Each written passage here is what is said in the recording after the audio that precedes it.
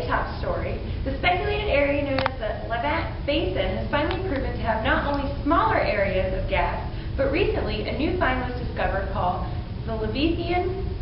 The gas field, located 84 miles off Israel's northern coast and more than 3 miles below the Mediterranean Sea, boasts a size of 16 trillion cubic feet of gas. Experts say that the Leviathan has enough reserves to supply Israel for the next 100 years. The company responsible for finding the field is Ratio Oil Exploration LP, which is operated by Noble Energy Incorporated. The investigation of the death of a Palestinian protester has been taken over by the Israeli military. The cause of 36-year-old Jawaheh Abu Rameh's death is still undecided. Stories dispute the actual cause of death. However, all stories agree that Rameh inhaled tear gas used by Israeli troops during the demonstration. The dispute lies in figuring out how she died.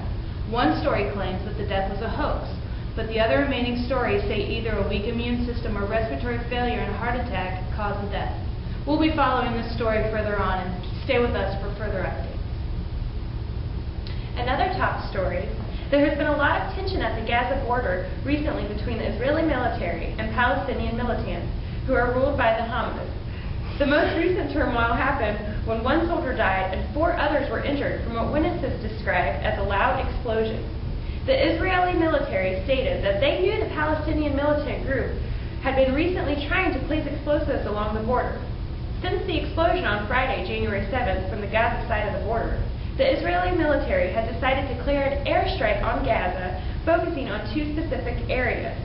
This is not the first time that this type of attack has happened between the 2 countries. The tragic event, along with 2 other Palestinian people killed earlier in the week, has continued this long dispute. And now to Lacey, who's on location. I'm here where an Islamic jihad was killed on Tuesday, January 11th, while riding his motorcycle. The 24-year-old Mohammed Najjar was killed by an IAF-fired missile. He was said to be involved in planning a large-scale attack against Israel. This came just briefly after Defense Minister Ehud Barak warned that Israel would be responding aggressively to Palestinian attacks. Tensions in Israel seems to be at a high point. Now back to you in the studio. Thanks, Lacey. Another top story is about the new approach to the peace talks between Israel and Palestine that have been proposed by Palestinian President Mahmoud Abbas. He says the current process is managing the conflict but not solving it. This negotiation of creating a 2-state solution is long-running and will not be settled soon unless both parties are satisfied. Palestinians want Israel to cease the building of new homes for Jews on the West Bank and East Jerusalem so the land can be used part of their state. The newest goal for peace talks is creating a 2-state solution where Israel and Palestine are independent from each other. Palestinians are already trying to win international state recognition in hopes to use this as a weapon in negotiations. A shocking report has said that former Israeli President Moshe Katsav has been convicted of rape. The full list of convictions include 2 counts of rape, 2 counts of indecent acts by force, 2 counts of sexual harassment, and 1 count of obstruction of justice. He was, however, cleared of a charge of harassing a witness. Counts were brought upon the former president from employees who worked with him while he was Israel's tourism minister and also while he was president. We'll go back to Lacey, who's at the Foreign Ministry building. Thanks, Angela. The Israeli Foreign Ministry employees have decided to go on strike in hopes of receiving an increase in their pay. But this strike leads to major changes throughout the world. This group has asked that the ambassadors representing Israel of their host countries to stop communication with their host country leaders. There have been no confirmations about whether or not this action would be carried out, but its effects could hurt many countries around the world.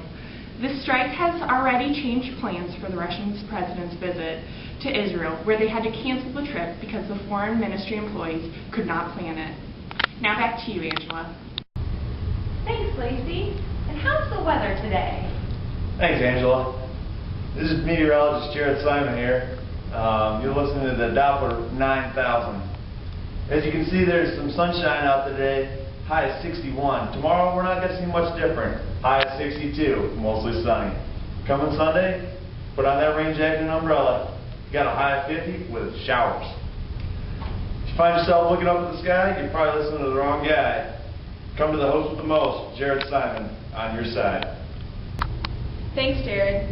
In other news, the Hebrew University announced a theory that may dramatically decrease the number of those contracting the common cold. They believe that vaccinating those that are at high risk early on will reduce the numbers for those contracting the virus in later months. Those in the high-risk bracket include young children living in areas where the contraction rate is high. This will only work, however, if enough people are willing to be vaccinated. The vaccines will be monitored to match the up and down waves of the disease. The study has been conducted by Professor Mearson along with 3 other professors from Michigan State University.